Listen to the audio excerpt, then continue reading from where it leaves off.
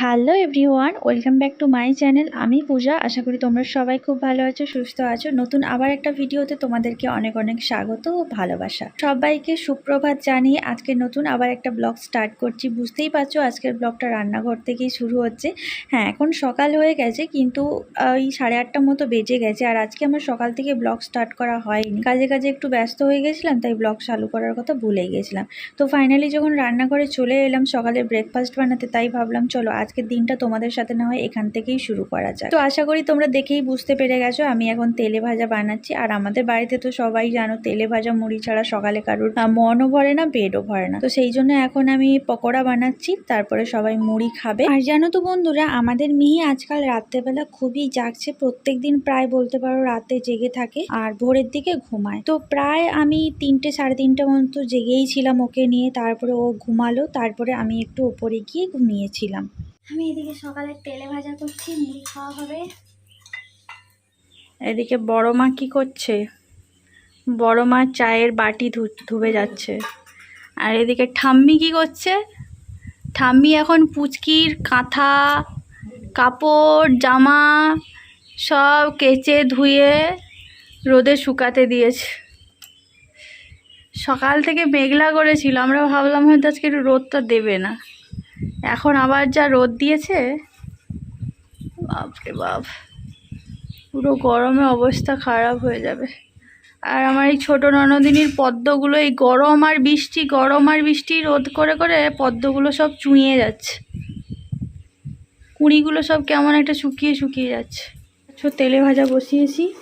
দাদু গেছে ICDS খাবার আনতে, সোনালির খাবারটা। তো এসেই দাদু খাবে, আর দাদু তো তেলে ভাজা ছাড়া মুড়ি খাই না। আমি শাক কাটতে বসেছিলাম, তাই ভাবলাম যে চলো না আগে তেলে ভাজাটা করে দিই, তারপরে ওইসব কাটাকুটি হবে। দাদু একটা কি দুটো খাবে, কিন্তু দাদু তেলে ভাজাটি চাই। বিশাল যে প্রচুর লাগে সেরকম কিছুই নয়। এই যে দেখতে পাচ্ছ, এইগুলো দুটো হলেই বাস, দুটো দিয়েই মুড়ি খেয়ে নেবে, কিন্তু তেলে ভাজাটি লাগবে। আর পেঁয়াজ দিইনি, কারণ সোনালির মাও নিরামিষ খায়। আর তারপরে ঠাকুর সকালবেলা পেঁয়াজ দিয়ে কিছু বানালে খায় না, কারণ পুজো করার পরে পেঁয়াজ খায়। তো সেই জন্য আমি বললাম তাহলে পেঁয়াজ ছাড়াই করি। আর না হলে ঠাকুর তো খাবেই না, সেই কখন 12টার সময় পুজো করবে, পুজো করে তখন খাবে। তার থেকে ভালো চলো পেঁয়াজ ছাড়া করলে সবাই একসাথে খেয়ে নিতে পারবে।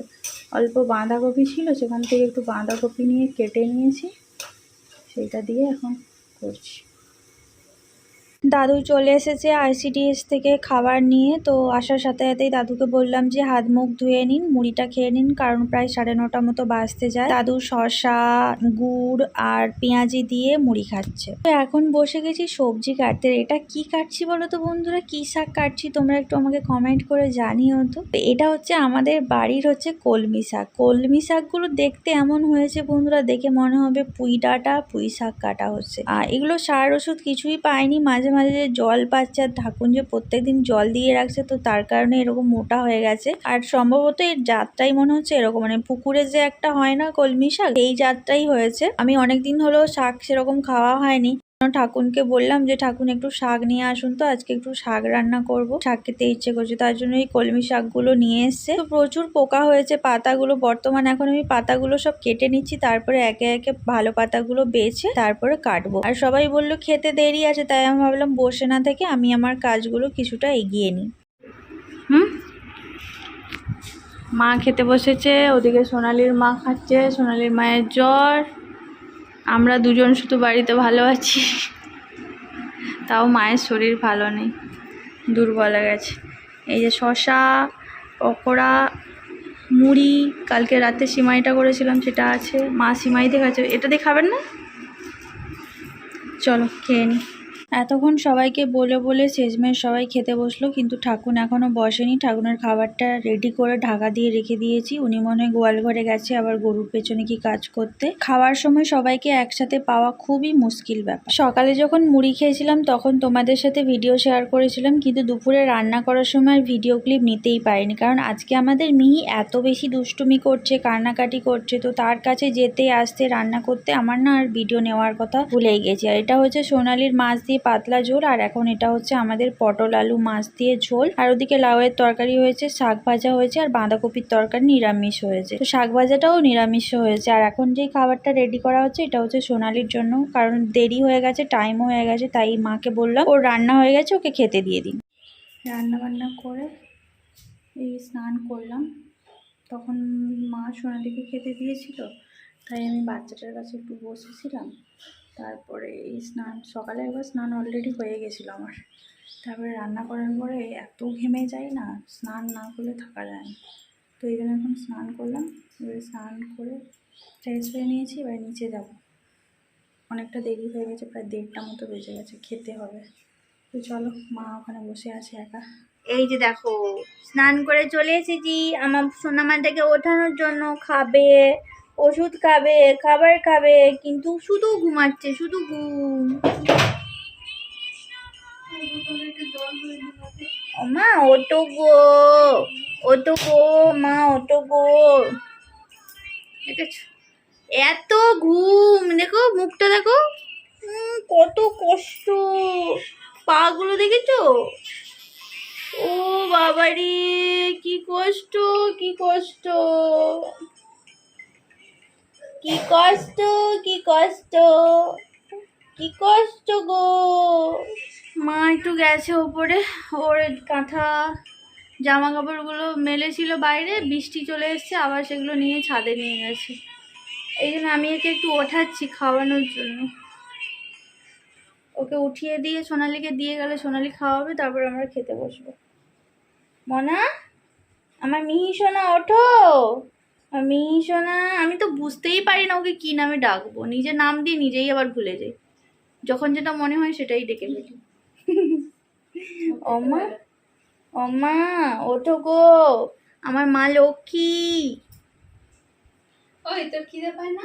একটু নরন নেই, চলন নেই, দেখো গালে হাত দিয়ে ফোনে, তার মা যেরকম ফোনে কথা বলতো কানে এরকম নিয়ে, সে ওই ফোনে কথা বলছে। দেখো এই যেটুকু সময় তার বাবার সাথে কথা বলতো এই কানে এরকম নিয়ে সে শুয়েছে। সেই যে তখন গেলাম নিচে, তোমরা দেখলে। তারপর নিচে গিয়ে বাচ্চাটাকে এত ঘুম, মানে কি বলবো, তার খাওয়া দাওয়া তার কোনো কিছুরই দরকার নেই, সে সারাক্ষণ শুধু ঘুমোতেই থাকে। রাত্রেবেলা হলে জাগে সারা রাত, আমাদেরকে জাগিয়ে রাখে, সারা রাত জেগে বসে থাকতে হয়। আর দিনের বেলা হলে ঘুমোয়। কালকে যেমন 4:30 পর্যন্ত জেগেছিলাম, তার আগের দিন 3:30 পর্যন্ত আমি জেগেছিলাম। তো এই করে করে চলছে।